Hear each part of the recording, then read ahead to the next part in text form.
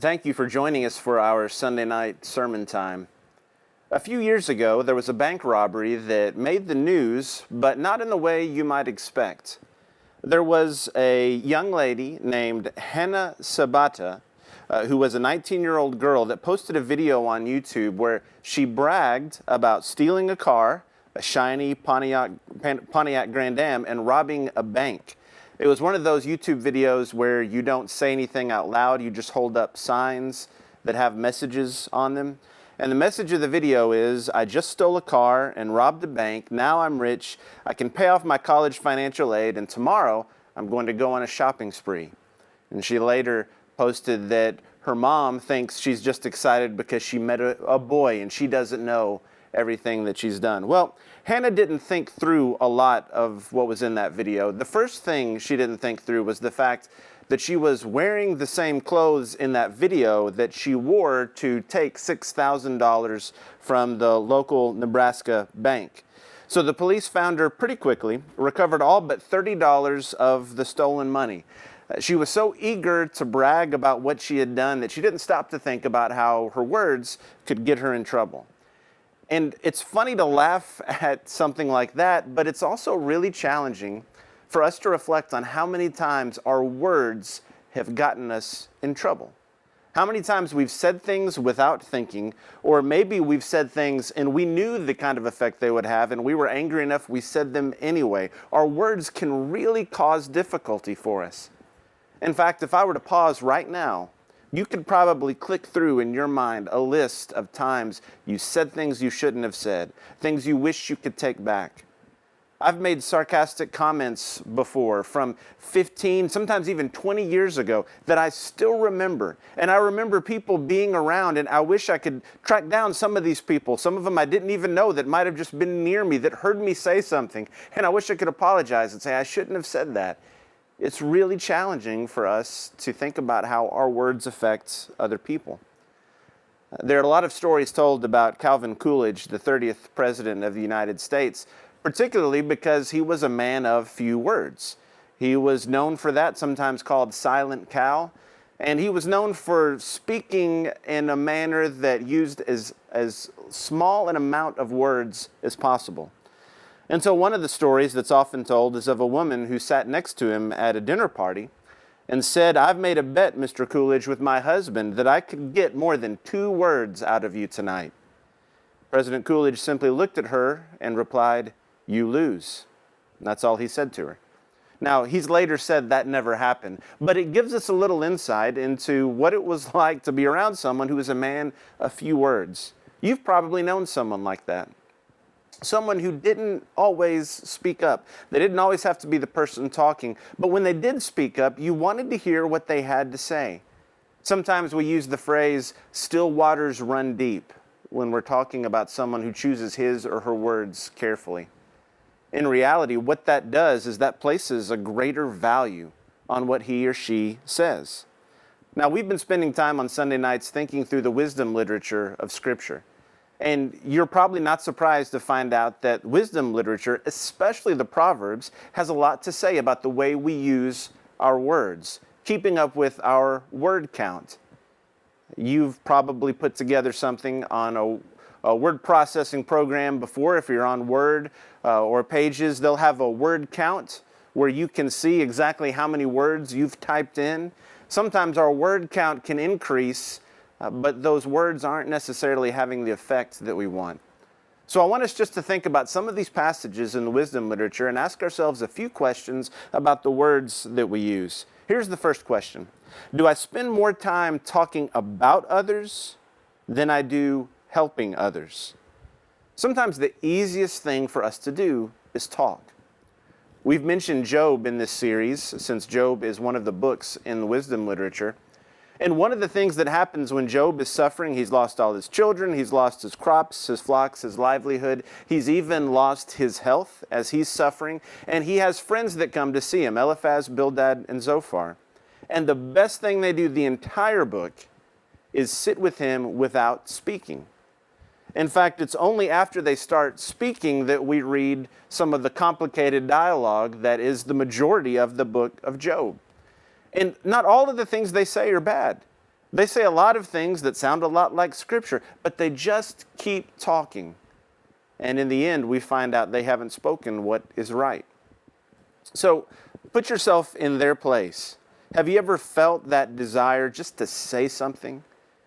Maybe you're sitting with someone who's struggling or who's suffering, and you just want to say something. If there were just some magic words you could say, something that could come out of your mouth and it could fix everything, it could solve every problem. I think we've all at one point or another felt that desire. I wish I could say the right thing to my child, the right thing to my parents, the right thing to my friend. And yet sometimes the best thing we can do is not say anything. There are times when what we say can actually make things worse. And so we need to be willing not to jump in and just start talking, but to think about how we can help. Here are some proverbs that remind us of the importance of this. Proverbs 12:13. An evil man is ensnared by the transgression of his lips, but the righteous will escape from trouble. Or how about this one a chapter later? Proverbs 13:3. The one who guards his mouth preserves his life. The one who opens wide his lips comes to ruin. Have you ever known someone and they just like to talk back and you just heard them talking back all the time and you thought to yourself, one day they're going to talk back to someone who's not going to take it. And one day they're going to find out what talking back like that can do. Proverbs 18:13 says, he who gives an answer before he hears, it is folly and shame to him. Boy, don't you see that all around us today? People who are ready to give an answer before they've really even listened to what you have to say. It's not very helpful in a conversation or a discussion to spend all your time just waiting for the other person to stop talking so you can start talking. But that's a human tendency we have. That's probably why in James chapter 1, we read verse 19 that everyone must be quick to hear, slow to speak, and slow to anger. For the anger of man does not achieve the righteousness of God. There's a reason that James emphasizes the fact that we need to be quick to listen and quick to hear, because we're not often quick to do that. We're quick to speak. I'm ready to try to justify myself, to try to show you that my position is right, but I'm not always ready to really listen and consider what you're doing. Am I more interested in talking about someone or helping them? Here's another related challenge that shows up in wisdom literature, and we can see it today. Proverbs 10:18, he who conceals hatred has lying lips, and he who spreads slander is a fool. Think about how important it was in Scripture for those who followed God to say things that were right and not to spread gossip or slander. Or verse 13 of Proverbs 11, he who goes about as a talebearer reveals secrets, but he who is trustworthy conceals a matter. Or Proverbs 17:4, an evildoer listens to wicked lips, a liar pays attention to a destructive tongue. You get the idea that someone who's interested in doing what's wrong, they're going to be listening. They're going to be listening for these secrets, for this gossip. Or Proverbs 18:8, the words of a whisperer are like dainty morsels, and they go down into the innermost parts of the body. Sometimes listening to gossip actually feels good. It feels like it satisfies something inside us, a desire that we have to know more than other people about this person, or maybe a desire to feel justified and to feel good about ourselves in comparison with what someone else is going through. But Scripture takes that very seriously. And I don't read anywhere in the wisdom literature that it's okay to gossip about someone because I'm just telling it like it is.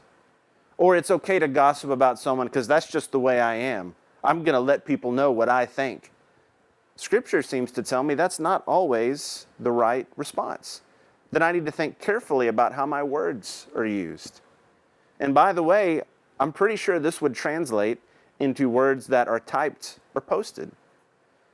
That before I spread something as if it's true, I need to stop and think, am I really sharing something that's true? You know, it's easier than ever for us to retweet or to repost something that we've just maybe even skimmed the headline of.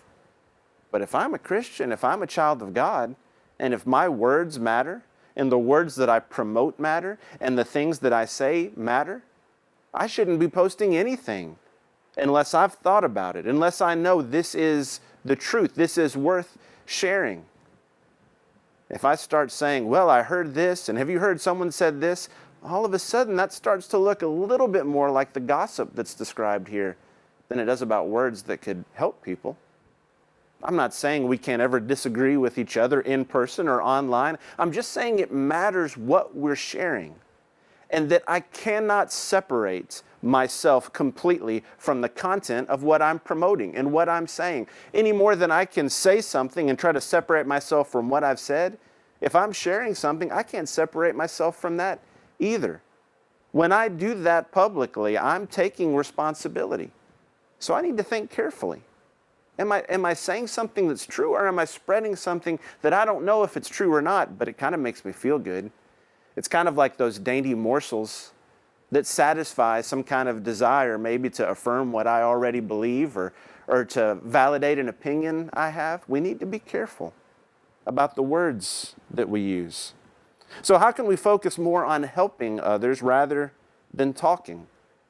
If Eliphaz, Bildad, and Zophar had really thought about what Job needed, do you think they would have spent so much time telling him why he was suffering, explaining why they thought he was dealing with all these challenges? Or would they have done something differently? I heard a professor one time say, the more you feel like sharing your own story, the more you should think about whether or not it is necessary.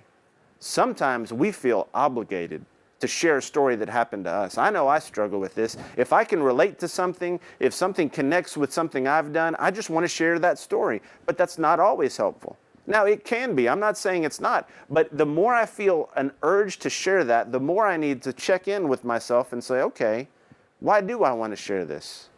Do I want to share it because there's something that can help? Or am I really interested in making myself look good? And that if I share this, I might come across in a certain way. Do I spend more time talking about people than I do helping them? Here's a second question. Do I spend more time talking about doing something rather than doing something? Proverbs 14:23 says, in all labor there is profit, but mere talk leads only to poverty. I think we know that to be true, right? We know we can't just stand around and talk about getting a job done. We actually have to get a job done if we want the rewards of that job. Again, when we think about James, the idea of having faith without works, having words that we say without actions that we do, isn't going to make a lot of sense. Think about it this way. Those of you who are old enough can remember a time where when you wanted to take a picture, you had to have a camera with film. And my memories about cameras that had film in them were we would take some select pictures. If it was at a family gathering, you might take a few pictures, some candid shots, but you wanted to make sure you got a big group picture and everybody's in the shot. And when you used a camera with film, you didn't get to look at it right away and see what you had. And so that's why a lot of the pictures I'm in growing up have me with my eyes closed. Because when the flash would go off, my eyes would close, and we wouldn't find out until we'd get them back from the developer. We'd take them in, and then you'd wait for a while, and then you'd get them back. And boy, when you could get them back in just an hour or two, that was a big technological advancement. But we were a little pickier about what we took pictures of. We were a little more selective. Now, fast forward to today, where you can take a picture with just about every kind of mobile device that you can have, and they're digital, and you can see them immediately afterward, and it takes a lot longer to fill up the memory on your phone or your camera than it does the film that was in a camera. We take all kinds of pictures. We're not very selective about what pictures we take. We'll try this, we'll try that. We might try several different times to get just the right look in one certain picture that we're looking for. We're not quite as selective. I think there's something similar that's happened today in the way that we communicate. We don't have to find a pen and paper and sit down and write a letter and put it in an envelope and put a stamp on it. I think there was something to that when we had to do that to communicate, where we were a little bit more selective with what we would share, with what we would write down, with what we would tell people. But now you can fire off a text in the time it would take you to find a pen.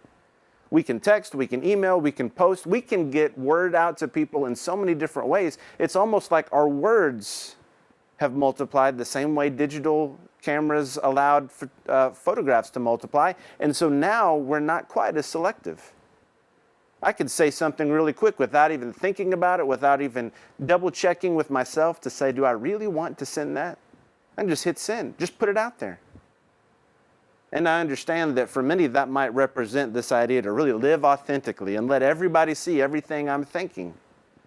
But I wonder if that leads to this idea of just talking about things rather than doing them.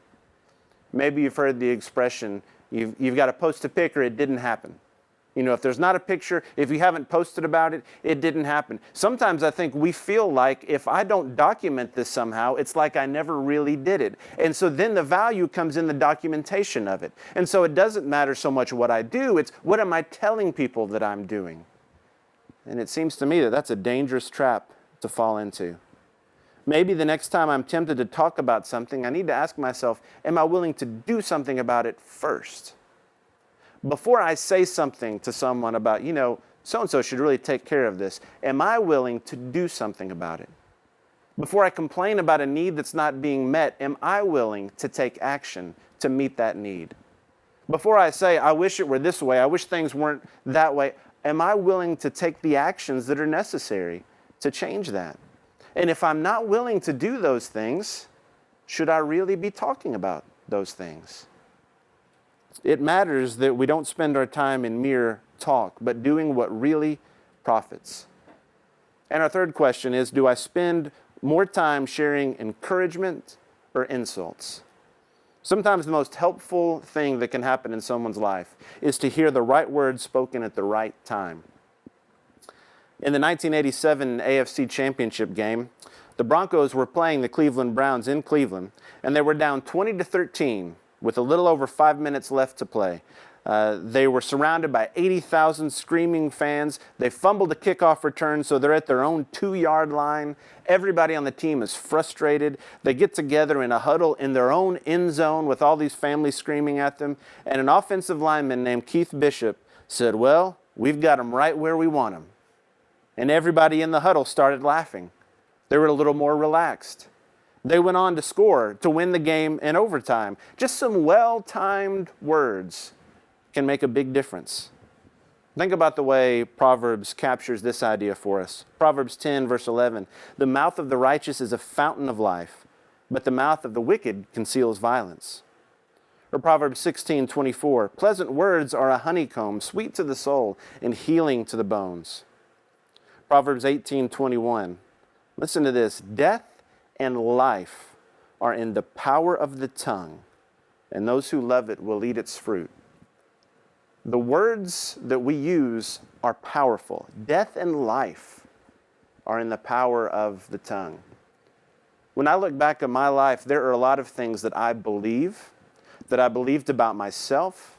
There are a lot of parts of myself and my personality that were confirmed by words that people spoke to me, by things that people who mattered to me said. And they might not remember ever saying them, but I do. I remember what they said.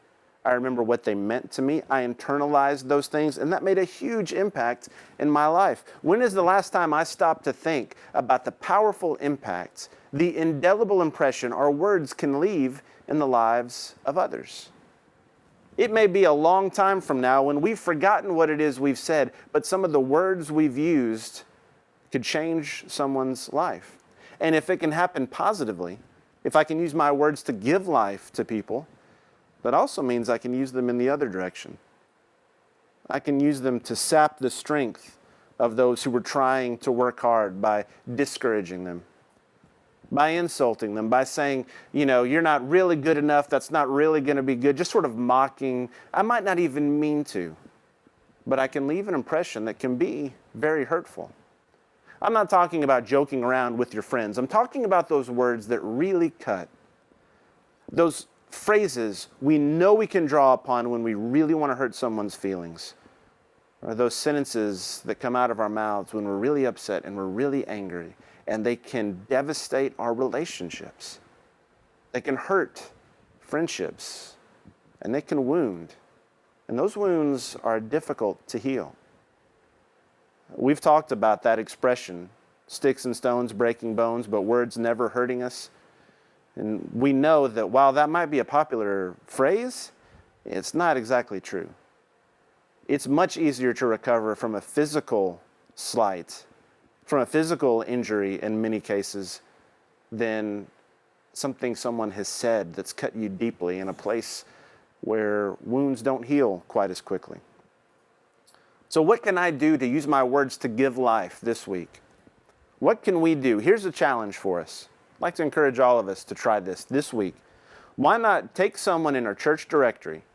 If you've got the app on your phone, you can scroll through and find someone. If you've got a paper copy of the directory at home, find someone in the church directory that you can call and encourage this week.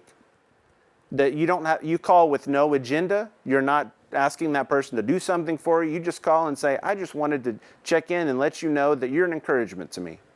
And just have a conversation. What would it be like if every member at Graymere did that this week? I think this is a time we could all use some encouragement, don't you? What if we did that? And how often can I start encouraging people before it becomes a habit in my life, before it becomes sort of a reflex, second nature, that I just naturally encourage others? It's a challenge for us. The Duke of Wellington, the British military leader who defeated Napoleon at Waterloo, was, by all reports, not an easy man to serve under. But he realized in his old age, he was quoted when a young lady asked him what, if anything, he would do differently if he had his life to live over again. He thought for a moment and replied, I'd give more praise. I'd be more encouraging. Let's make sure that that's not a regret we have, that we invest our words with life-giving meaning and that we share those with others. So there are a few questions we need to ask ourselves. Am I spending more time talking about someone than I am helping them? Am I spending more time talking about doing something rather than doing it? And am I spending more time sharing encouragement or sharing insults?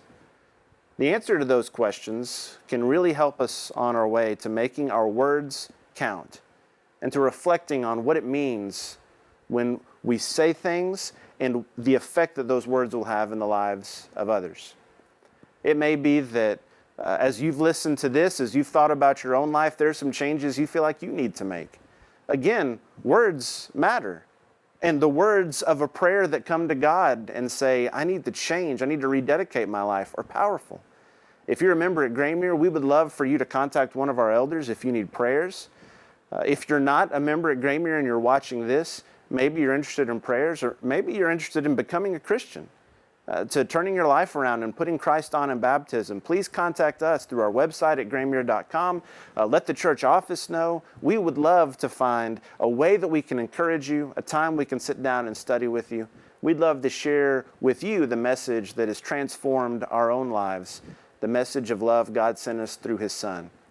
Let's make sure this week we make our words count in the lives of others and that we lead others to God.